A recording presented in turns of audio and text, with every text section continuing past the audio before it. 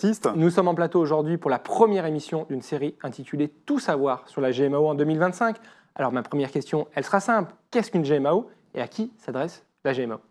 Eh bien, une GMAO, c'est une solution qui permet tout simplement de mieux gérer l'exploitation d'un bâtiment en maintenant à jour un référentiel technique, établissant la maintenance des équipements qui sont mis en place dans l'immeuble avec la collaboration des prestataires de services, tout en maintenant le lien avec les utilisateurs que sont les collaborateurs de l'entreprise. Donc c'est un outil pour mieux voir son bâtiment, comprendre tout ce qui s'y passe. Comprendre tout ce qui s'y passe, anticiper les défaillances, être en conformité réglementaire et avoir la meilleure qualité de vie possible au travail.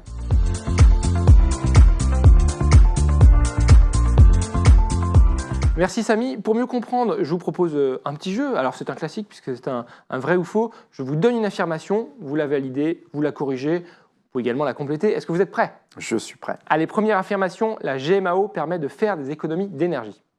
Vrai. Oui, c'est vrai qu'aujourd'hui, dans une GMAO, on va venir intégrer également tout ce qui va être module ESG, qui sont des modules de pilotage des consommations d'énergie et de fluide. Il n'y a pas besoin d'aller très loin pour comprendre que si je peux optimiser mes consommations, je vais évidemment par ricochet faire des économies. Allez, deuxième affirmation, la GMAO n'est utile que pour les grandes entreprises.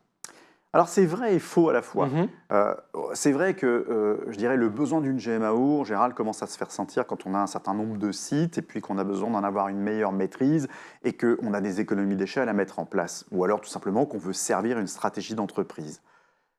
Mais d'un autre côté, il faut penser aussi aux institutionnels, que ce soit les mairies, les métropoles, les collectivités locales, qui ont aussi des assets à gérer.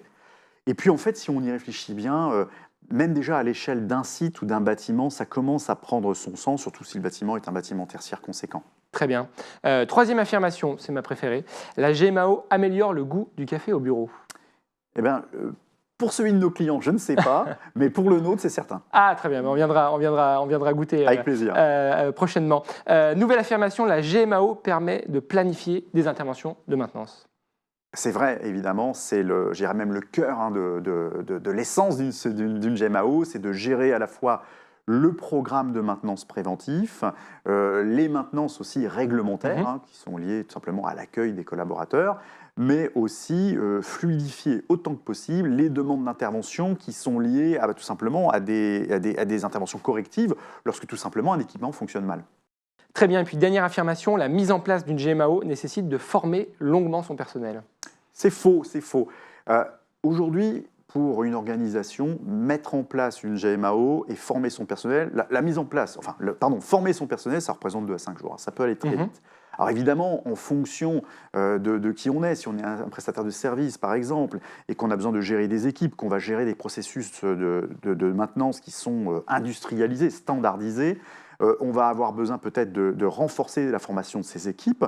C'est pour ça d'ailleurs qu'il existe des programmes de certification qui permettent aussi bien donc, aux prestataires de services de s'assurer que leurs collaborateurs maîtrisent les solutions et côté donneur de s'assurer que son prestataire, lui aussi, va avoir des équipes qui sont suffisamment bien formées pour garantir la qualité et l'intégrité des données qui sont rentrées.